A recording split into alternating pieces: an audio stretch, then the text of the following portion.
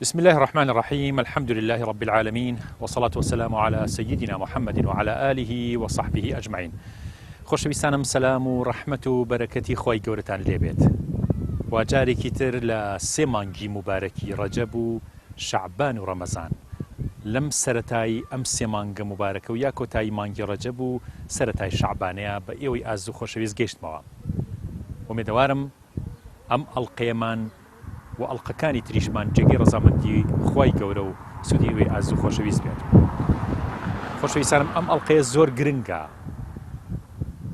کە سەرنجتان بخەینە سەرەوەی کە چۆن قەڵای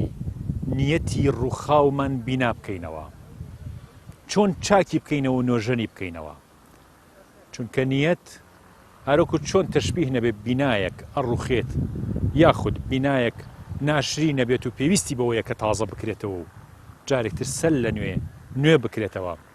نیەت زۆر زۆر زیاتری پێویستە و هەموو چرکەیە پێویستی بەو تازەکردنەوەی هەیە. لەبەرەوە ئەم سێ مانگە فرسەتی زۆر زۆر گەورەی ئازارم لە دەستی مەدەن. سەرەتای ئەم مانگە یاخود لە مانگی ڕەجەبە ئیستیغفار و تەوبە بکەن. ئەگەر فریان نەکەوتوین لە مانگی شەعبانە ئیستیغفار بکەین و سڵاوات لە پێغەمبەری خوا سەڵڵەڵاهو زۆر بین، و لە مانگی ڕەمەزانە هەوڵ بین قورئان و زیکر و یادی خوای گەورە زۆرتیا بکەین، چونکە ئەم سێ مانگە بەیەکەوە درەختی ئیمانمانیەتە بەر ئینشاءالله لە شەوەکانی قەدرا. خوای گەورە تەوفیقی منیش و ئێوەش بات و ئینشاءالله بتوانین لە شیرین چایە جوانترینتان پێشکەش بکەین پشت بە خوای گەورە. فەرمون ئەڵقەی ئەم جارەمان. يا ربي خۆتە فەرموویت ئەمەن یوجیب المضطر إذا دعاه. هەموو کات و ساتێ ئەبێ پەرۆشی ئەوە بین فریا ئەکەوین یاخودنا، بەڵام بێ ئاگا و نەزانین لەوەی بپاڕینەوە. آخر کەی پێویستمان بە تۆ نیە یا رب؟ إن ربي قريب مجيب. نزیکێکی وەڵامە دەیتەوە، بەڵاو موسیبەتەکان نزیکەکەیتەوە هەتا بیرمان بکەوێتەوە کە تۆ نزیکیت. ناڕەحەتیە نێری هەتا لطف بڕێژی بەسەریا. یا ربی نەفسێکی ڕازی و سنگێکی پڕ لە نور و دڵێکی پڕ لە خۆشەویستی خۆتمان پێ بدا. حسبي الله لا إله إلا هو عليه توكلت وهو رب العرش العظيم. چەند ڕازێکی بێبڕانەوەیە نەفسمان تەسلیمی تۆ بکەین، ڕوومان لە تۆ بکەین، فەرمان و ئەمرەکان کە لە دەستی تۆدایە بینایی بینینیمان پێ بدا. یا ربی دڵمان بە عەفوت خۆش بکە، سەیری ڕێگای دۆستانت بە ئێمەش خەڵات بکە، خەمەکانمان بسڕەرەوە، گوناهەکانمان بپۆشە، شیفای نەخۆشەکانمان بدە و لە مردووانمان خۆش ببە. یا ربی پەنات پێگرم دڵم بە ترست ئازاد و ئازا بکە، نەفسم بە حەڵاڵ فێر بکە، دوعاکانم لە بارەگات قبوڵ و سەرقاڵی زانستی بەسوودم بکە، بەری ڕەنجی بەندەبوونم پێ بدا. یا ربی دڵمان وابەستەی نوێژ و قورئان و زیکر بکە، ڕزقی دامەزراوی و عاقبەت خێریمان بدا. یا ربی هەمیشە حاڵمان بۆ باشتر بگۆڕە و ئیمانمان سەلامەت بکە. یا ربی بە ئیحسان و غوفران مامەڵەمان بکە، نەک بە کێشان و میزان. بەرگەی پێوانە عادیلانەکەی تۆ ناگرین، شەفاعەت و لێخۆشبوون داوامانە و کەمترین شەرمەزاری مەحشەر تەڵەبمانە. یا ربی نیعمەتەکانمان لێ نەگۆڕیت، تووڕەبوونت نەبێتە بەشمان. یا ربی بیناییمان ئەوەندە بچووک و مەحو نەبێتەوە کە تەنها دنیا ببینێت، دڵمان گەڕیدەی کۆڵانەکانی دنیا مەکە یا رب. ئامین یا رب العالمین. پەندوەرگرتن بەوە نییە کە لە پێشینەیەکی زۆر کۆنت لە دینداریا هەبێ، بەوەیە کە ڕاست بکەی لەگەڵ خوایە. ڕاستکردن لەگەڵ خوا سنگی مەحەکە بۆ خوای گەورە، و خوای گەورە ئەمەی ئەوێ لە ئێمە. سەحابەیەک لە یەکێک لە غەزاکانە مودەیەکی زۆر کەم، کاتێکی زۆر کەم بوویە سەحابەی پێغەمبەر صلی الله عليه وسلم. ئەم پیاوە شوان بوو هاتە خزمەتی پێغەمبەر صلی الله عليه وسلم و فەرمووی ئەی محەممەد، من هاتوومەتە خزمەتت، شایەتومانە هێنم بەوەی کە خوایەک نییە بێجگە لە ئەڵڵاه و تۆش ڕسوولی خوای گەورەیت شاید تومانی هێنا ئەشهەدو ئەن لا ئیلاهە ئیلا الله و ئەشهەدو ئەنە محەممەدە ڕەسوول الله ئەرکی من چییە یا ڕەسوول الله صلی الله عليه وسلم فەرمووی ئەوە تا ئێستا ئێمە کەوتونێتە جەنگ و لە ناو جیهاداین تۆش بەشداری بکە لەگەڵمانە ئەم پیاوە بەم مودەکەمە بوویە سەحابەی پێغەمبەر صلی الله عليه وسلم ئەم سەحابەیە یەک نوێژی نەگرت ڕۆژووی نەگرت هیچ فەرزێکی بەجێ نەهێنا سژدەیەکی بۆ خوای گەورە نەبرد و چۆن ناو جەنگەکە و شەهید بوو پێغەمبەری خوا صلی الله عليه وسلم لە بەهەشتا بینی ئازیزانم کەواتە پێشینەیەکی زۆر و بەڵام پڕ لە خشتی غەڵەت و پڕ لە گوناه و پڕ لە ڕیا و پڕ لە دووربوون لە خوا ئیسفادەی نییە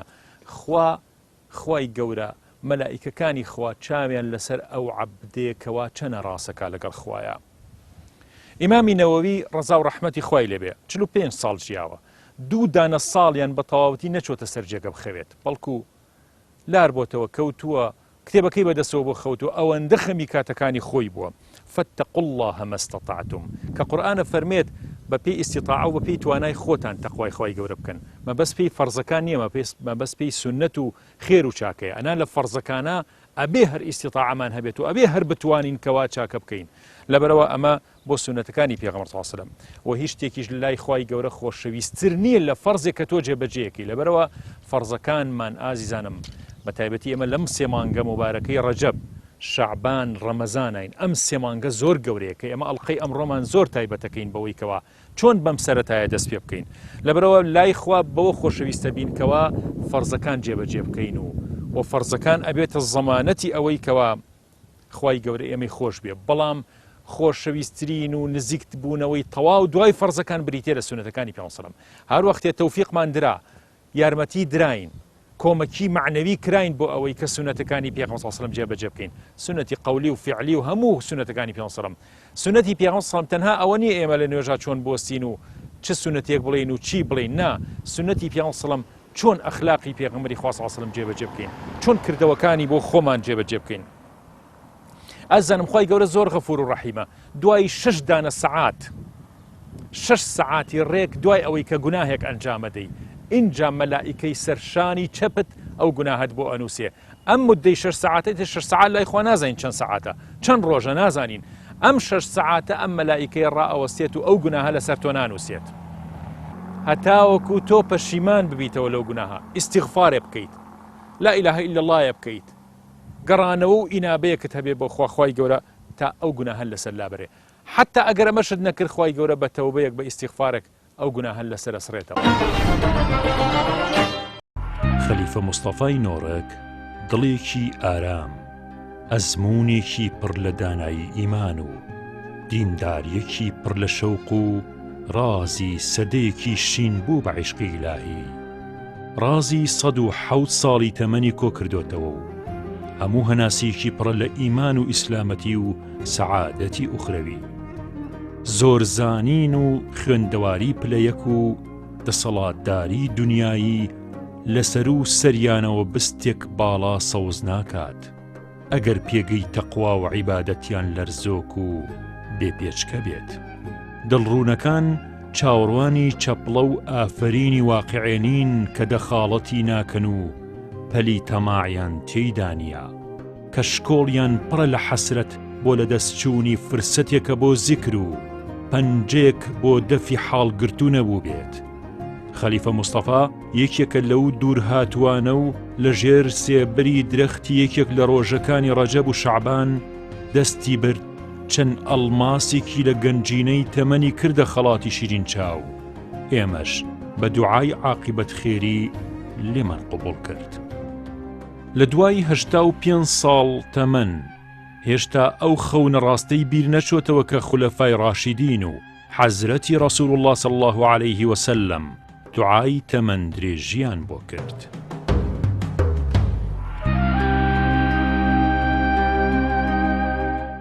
خۆشەویستان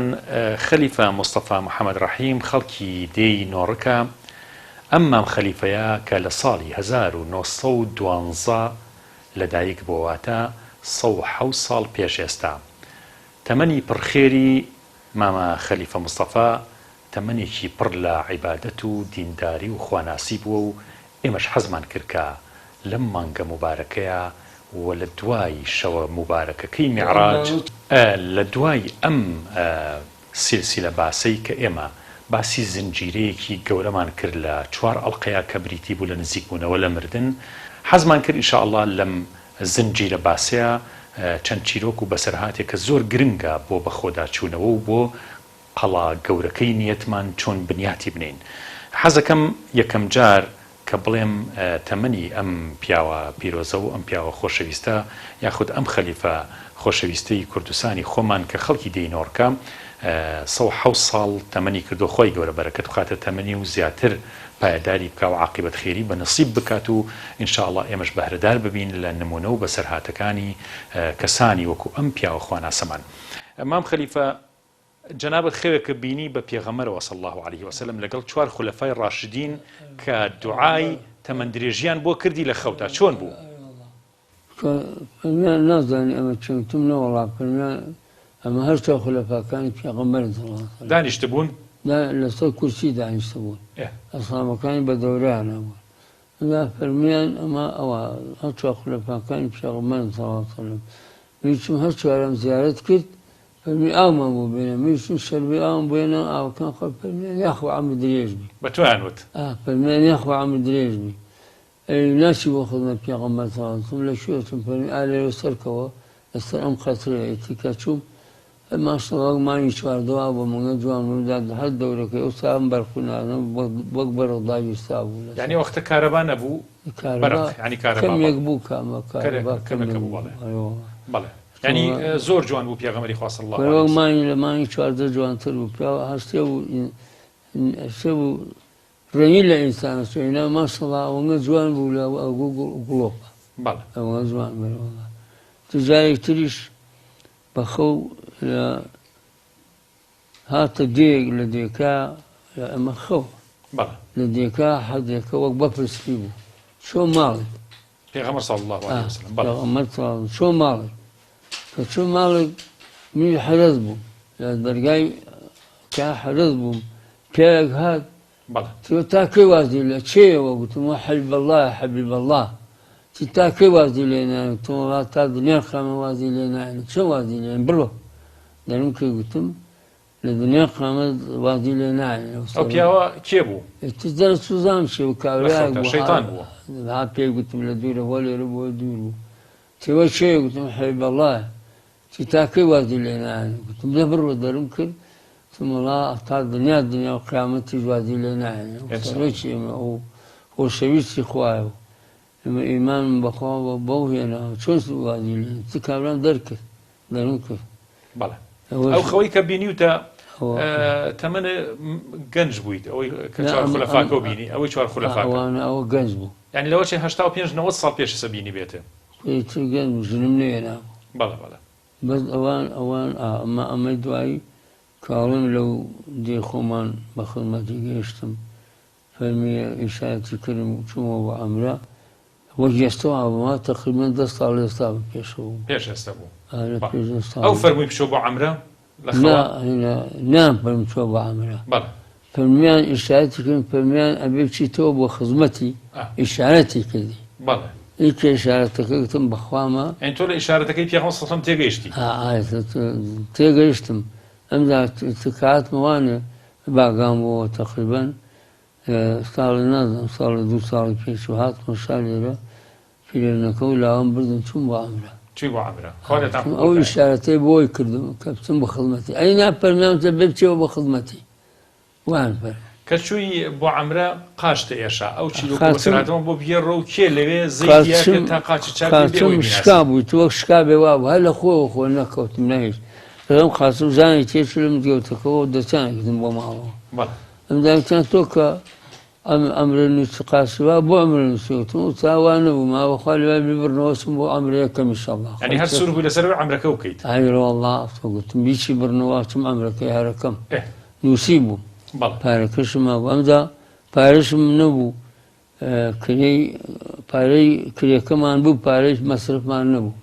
مامۆستا حەمیدم گوتم کاکە گەر ئەو لەگەڵ دەلیلەکەی بوو ئەگەر 5,000 مێن و پیرەنەکەیێن و مەخوا نایێن مەدینە پارەمان پێ نەبوو مەسەڵەن فەرمی هەر پارە مەیە تاین و ماڵ ئاوێ پارە تۆکزاتۆ هەر بۆ خۆ پارە مەیە وەڵا 5,000 نامەوە 5,000 نامەوە مەستەرم کو مناڵەکان بردن دا لە خزمە بەیتا دانیشتە بووم لە مەکە لە خزمە بەیتا بووم کوڕی تر قاچم ناڵم شکاو ڕاوە بە عەرەبانەی بردم بۆ خزمە بەیت لە خەسرەکەوە ئەمدانەیە کە دابەدین لێ لە مەدینە و ئەوانە چوونە لاوە بەهینەی بردم بە عەرەبانە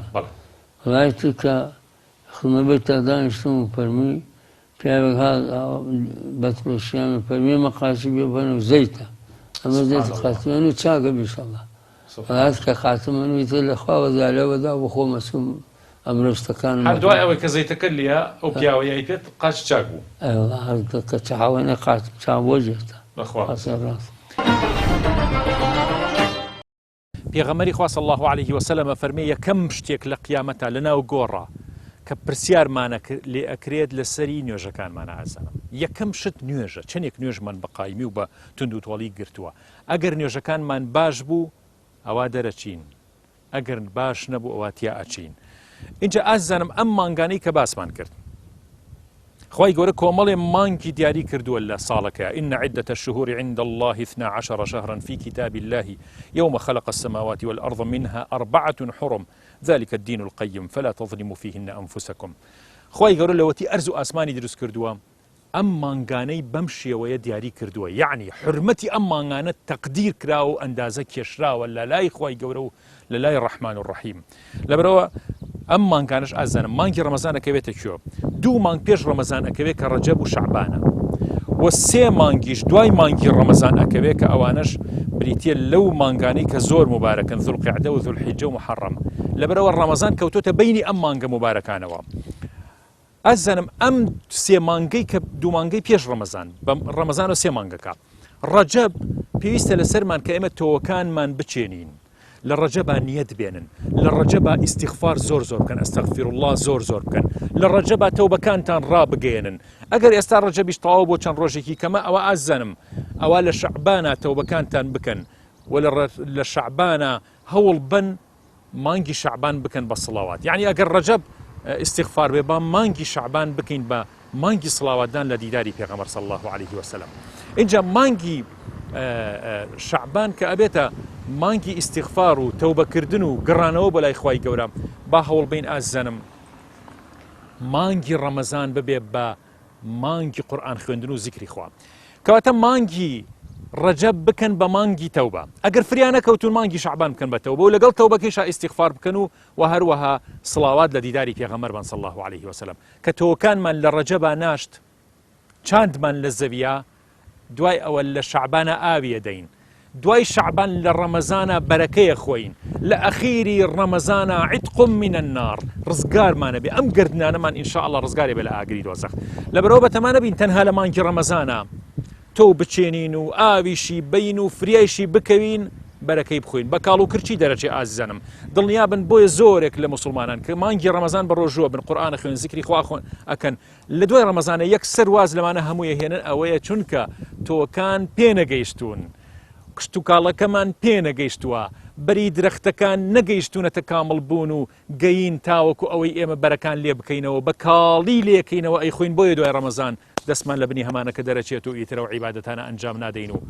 ڕەنگە تەوفیق نەدرین بۆ ئەوەی کە ئەو عیبادەتانە بکەین لەبەرەوە خۆشەویستانم هەر کەسێ حەز بکات پێی خۆش بێ لیقای خوا بگاتە خزمەتی خوای پەروەردگار خوای گەورەش ئەوی خۆشەوە حەزەکە ئەو عەبدەی ببینێت لبروا بيانصر مفرمي من أحب لقاء الله أحب الله لقاءه ومن كره لقاء الله كره الله لقاءه هر کسی پینا خوش بگەڕێتەوە بەلا خۆ لەبەرەوە با مردن بە خراپ نەزانین مردن کۆتایی هێنانە بە وەزیفە و کاروبارەکانی دنیامان کە عیبادەت و بەندایەتی و ئیمتیحانێکی قورسەکە لە دنیا ئەنجام یەدەین گەڕانەوەیە بۆ لای ئەو پەروەردگارە گەورەی کەوا میهرەبانە لەگەڵمانە و ئێمەی خۆشەوێت ئازیزانم خۆشەویستان مانگی تەوبەتان لە دەست دەرنەچێ ئەم دوو مانگە سەرەتایە هەت بەبێ ئەمە مەشنە مانگی ڕەمەزانەوە تا دوای ڕەمەزان تەوفیق بدرێن و ئینشاء الله تەوفیقاتە خواییەکە لەسەرمان بەردەوام بێ ئینشاء الله سڵاوات لە دیداری ڕەسوول الله صلی الله عليه وسلم هێزی معنەوی دوعاکانە بۆ بارەگای حەق تەعالا. حاج قائر بە مردنی خۆی ناهێڵێ سەدای سڵاوات کۆتایی بێت و خەبەری وەفاتی خۆی ناکاتە کۆتایی سڵاواتەکانی، دەیگەێنێت و ئێمەش لە شیرین چاو کەناڵی ئاسمانی پەیام بیستمان. مام خەلیفە حاجی خواڕەحم شتێکی بۆ گێڕاویتەوە کە حاجی قائری برات وەفاتی کردووە، چۆن بۆ بەسەر هاتە؟ کورە ها دەستی کرد بە گریان گوتم بۆ گریەوە دراوتەمان بۆم جازوتمان بۆ کرد و کەسی لەگەڵ نەبوو لە ئێمە شوان بوو لە دەورەی چون بارە خەڵمان لەگە بارە کرد و پیاوێکی چاک بوو خۆشمانەوێت ئێمە خۆشەوێت. ئەم حاجی خواڕەحمە حاجی خواڕەحمدا باخی بوو مرچی بوو ڕەدوشی بوو. بەڵێ ئێتەمدا بۆ دەنگتان نەکردەوە کە حاجی قائر ئەمری خوای کردووە. تمجا کاکە شارەگاتۆ پیا تو زانێکی هاتۆ کێ نەهاتۆ تێمەوتم ئەی کێ پێوتی تۆڵا کەت پێ نەگوتم بۆ خۆم زانیم. تم چۆن زانیت تۆڵا ئەم شەو لە خەوە ئەم شەو خەوم دی ئەم شەو خەوم دی تەماشام کرد باخێک ڕازا بوانێ ئەم باخەی چێت تاڵی حاجی قائری تا حاجی قائری چێتەوە لەو خەسرەیە من کە چوم وەڵاوتی وەخوا و زاهیری لە قەسەکاتە دەرەوە ئەملالایەک ماماچ کرد و تم حاجی قائر ئەم خەسر و باخە چۆن دەستکەوتەوە تۆڵا حاجی قائر هەمی سڵاواتەکانمە خوایەومێ سڵاوات زۆریەوە لە پێمەسڵم ئەو قەسر و باخیان ناوەتێ باشدا کەوتی سڵاواتەکانوە ئەوەنگەت هەر ئەڕۆیەک اللهم صل على محمد وعلى آل محمد لەخوا بەزای بە زۆر هاتوچۆی مزگەوتەکەی بەو تەمەنێشەوە خوای گەورە ئینشاء الله ماشەڵڵا لێ بێت و بەرەکەت بخاتە عومرە. نوێژی جەماعەت بۆچی ئەوە حەزت لە نوێژی جەماعەتە؟ خوا 27 نوێژی هەیە خێری 27 نوێژی هەیە لەبەرەوە. بەڵێ ئەگەر نوێژی لەو مزگەوتیان نەکەم وازانم نوێژم نەکردەوە. ماشاءڵڵا ئەمە حەزی لێ بکەم.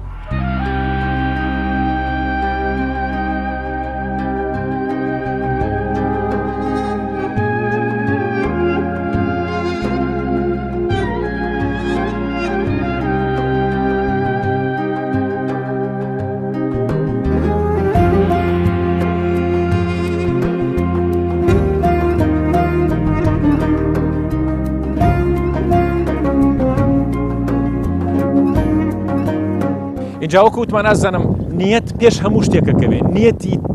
ڕاستبوون لەگەڵ خوا، نیەتی ئیخلاص، نیەتی تەوفیقاتی خوا، خوایە تەوفیقم بۆ هیدایەتم بە،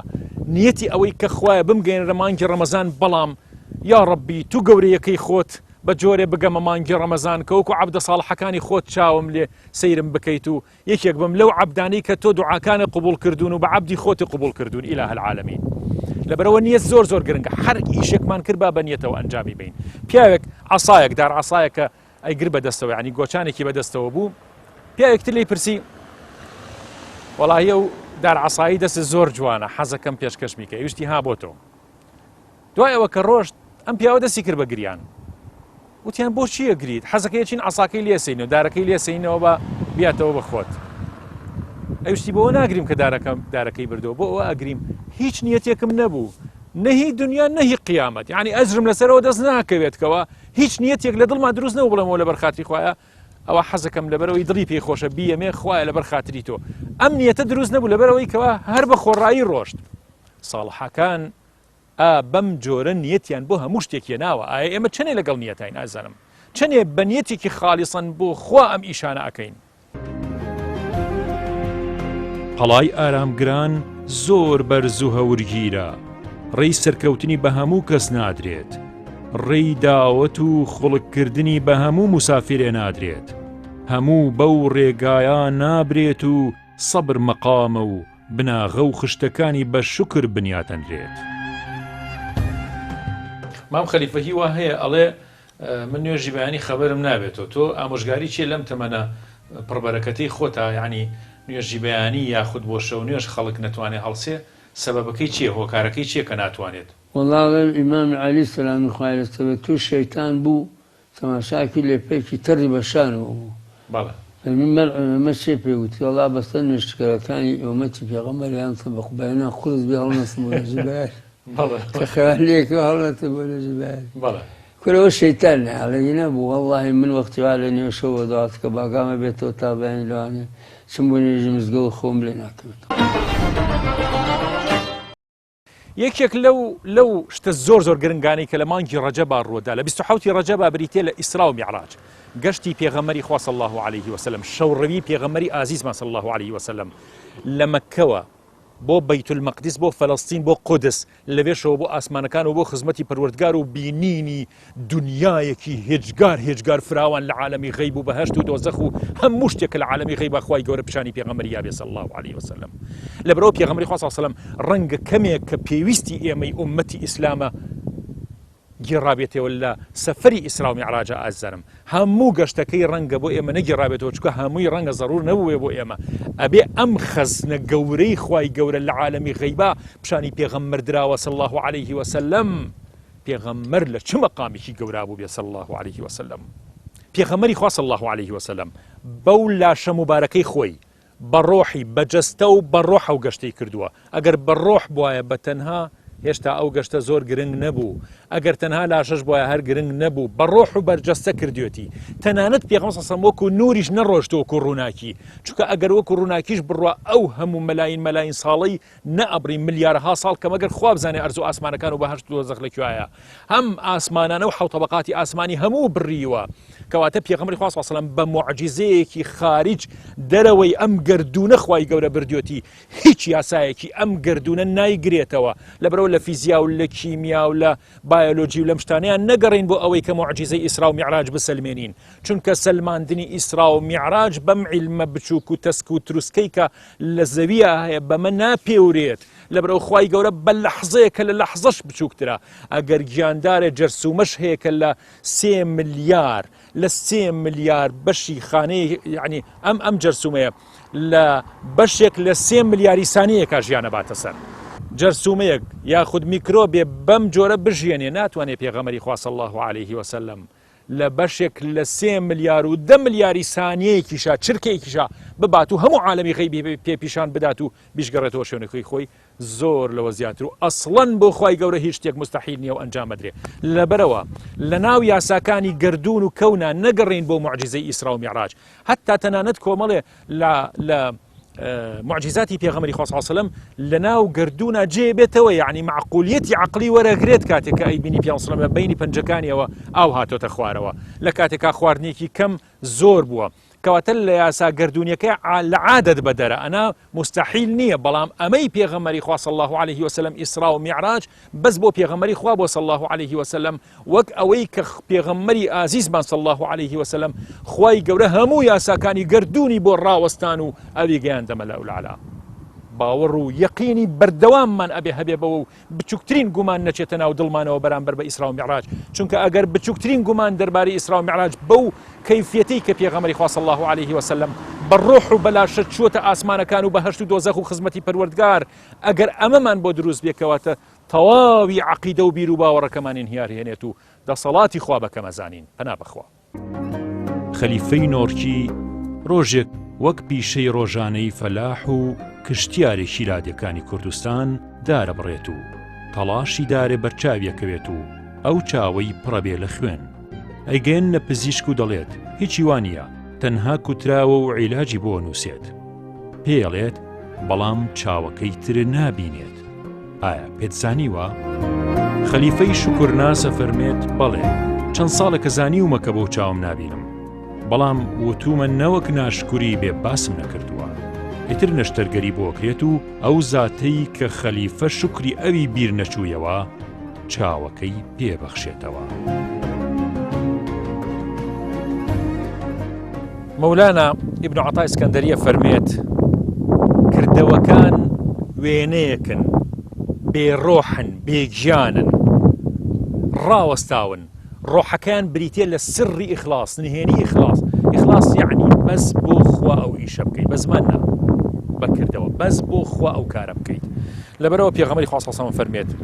لە ڕۆژی قیامەتە کردەوەکانە هێنرێت مەلائیکە بە کردەوەی باش نووسیوێتی ختم کراوە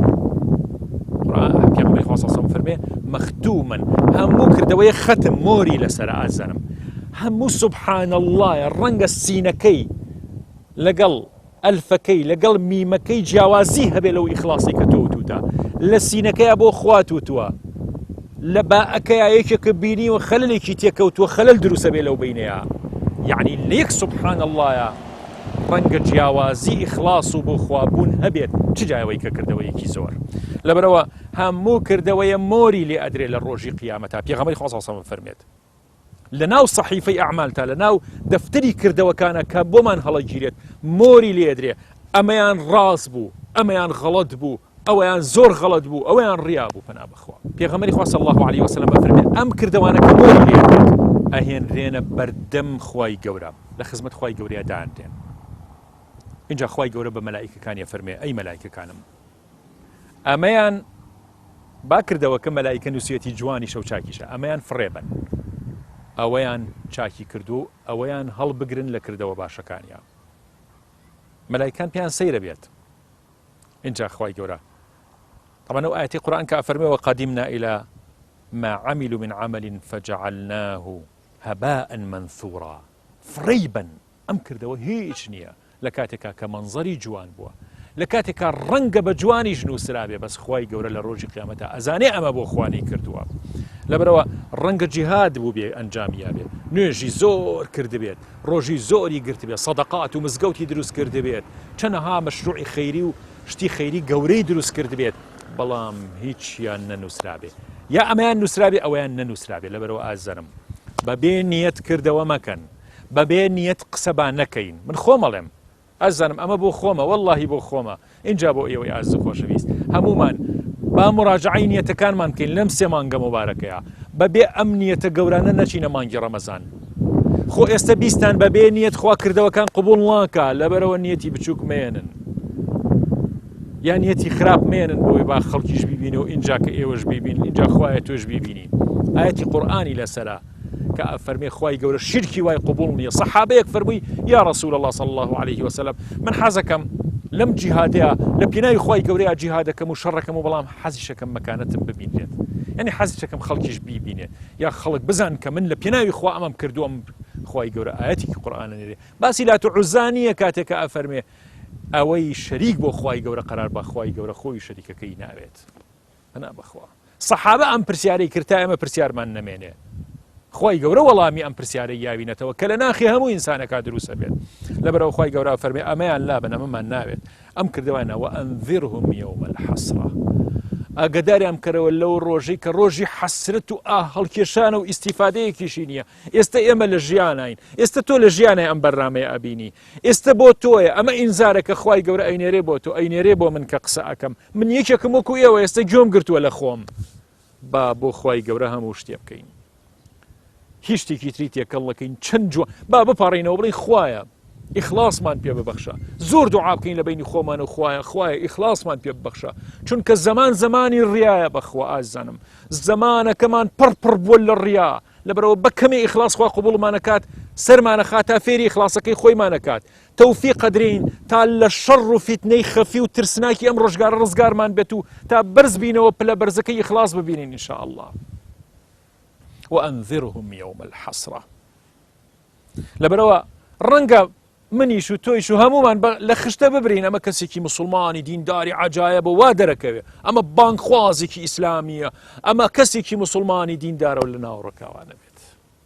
لە ڕۆژی حەسرەتا دەرەکەوێت کە ئەمانە بەون جۆرە نین مەرجنی هەمووی وابێ ئەمە قسەکە بۆ ئەوە نییە کە خوا نەخواستە تۆمەت بەشینەوە بۆ خۆم بۆ کەسێکی تر یەکێکی تر نا مەسەلەکە ئەوەی ئازانم خۆت و بینی خۆت و خوا زۆر ڕاست نەکەی لەگەڵ خوایە ئەعمال و کردەوە نهێنیەکانمان زۆر نەبێ لە ناواخنە ئەوانەی دەرەکەوێ هەمووی ڕوات وەکو کەفی سەر دەریاوایە بەرگە ناگرێ بەرگەی ئەم ڕیاخانەی دنیا ناگرێت کە پڕ بۆ لە ڕیا دنیا ئازانم کە بەرچاوی وشتی بەرچاوی زۆر بووە کە ئیعلام و ڕاگەیاندنی شتە خێریەکان زۆر بووە کە ڕەنگە زەرەری زۆر گەورەی لێ بکەین ئەگەر وریای خۆمان نەبین عاریفەکان زۆر ئاگاداری ئەمەیان کردوتەوە کە فەرمویانە ئەخدع ما يكون للنفس النفس خراپترین شتێک کە ئینسان خۆی بخەڵەتێنە نەفسی خۆیەتی باشە ئیبلیس شەیطان خۆ شەیطانی کتر نەبوو ئیبلیسی کتر نەبوو بیخەڵەتێنێ نفسی خۆی نفسی شەیطان خۆی وای لێ کرد کە سوژدە بۆ ئادەم نەبات و ئەمری خۆی گەورە ڕەت بکاتەوە کەواتە نەفسمان گەورەترین دوژمن لە ناو ئاخری خۆمانایە ئاگامان لێی نییە گەورەترین مەترسی لە بەردەمی ئێمە نفسی خۆمانە خۆشەویستانم خی گەورە سەبری زیاترێ باتێ لەسەر ئەو عیبادەتانەی کە کردوتە و لەسەر ئەو تەقوا و خواناسی جامیە و اینجا تۆ 12 مناڵی خۆت وفاتی کردو خۆت شۆردوتە اینجا کفن و دفنێ کردووە وانە چیە لێ بۆوانی کە مناڵێکیان ئەمرێ کەسێکیان ئەمرێ چۆن سەبر بکەن وڵای تۆڵە خبری هین قەسری سابرین هەیە لە بەهەشت هەشت کەس ئێمە مامۆستاکانەمە لە قورئانە و فەرمووی خوا پێغەمبەر ئەفەرمێ هەشت کەس سابیر بێ بڵێ ڕەبی خوا شکرم و ئەو وا نەکا لە خۆی باو ئەمانە بەڵێ ئەڵێ ئەگەر لە خوا بڵێ خوا کوێر و مەلایکەتەکە وڵای خوازازە کوێر بێ ئەگەر بڵێ مەستان شکرێ بکە مەلایکەتەکان پێیان ناخۆشە وای پێڵێ ئەڵێ ئەگەر ئەو کەسە سابیر بێ لەسەرەوە خوا لەو قەسری بەهەشتە قەسێکی سابرین هاتێ قەسری سابرین هەیە خوا چینێ هەموو شتێکی لایە خۆی گەورە دەوڵەمەندە ڕاستەکەیەتی پێغەمبەری خوا تڵاو چەندە عەزێ دەهات هاتەوە مەکەی گرت کە مەکەی گرت فەرمیان وتیان هەموو ئەبوو سوفیانەوانە ئیمانە هێنا چقەدرمان لێ کردی و ئیمانە هێنا چی بکەین چیمان لێکەی چیزی وەڵا هیچتان لێ ناکەم فەرمی تۆ ڕەحمەتە العالەمینی بۆ ئیسمانە فەرمی ئێوە ئیمانتان هێناوە من چۆن وەکوویەوە بچم جەزاتان لێ بچێنم کە ئیمانتان هێناوە من ئەبێ هەست کەس ئازابن هەمووتان ئازابن ئەوێ ئەکرەمە کوڕی ئەبوو جەهل بوو ڕۆی بژنەکەی هات تی ڕۆحم بەساخە بێ ئەکرەمە ڕۆیوە لە ترسی تۆ ڕۆیوە پێی بڵێ بێتەوانێ ئاپم کردووە بێتەوە کاتەوە ئیمانی هێناو کوڕی ئەبوو جەهل ئاها باوکی ئەو مەلعونە بوو بۆ خۆشی داوتی کاچوو وەستەر کافرەکان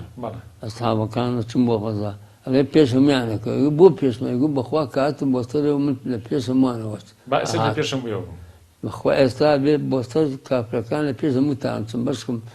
کوێی تێگەر شەهید بم ئەچم شەهید دەبم وەچەینم بەخوا لە پێشی وەچم فەرمی لە پێش هەمویانە وەچم لەخیرشە هەر شەهید بوو هەر شەهید بوو عەکرەمە شەهید بوو یەکێک بوو لە شەهیدە گەورەکان دەست خۆش بێ مام خەلیفەگیان زۆر عەزیەتمان نای خوا جەزای خێرە میعراج ئاکام و ئەنجامێکە لەسەر بناغە و پایەکانی ئیماندا ئامەزرێت نورێکە لە ڕووناکی پایەکانی ئیمانەوە سەرچاوە ئەگرێت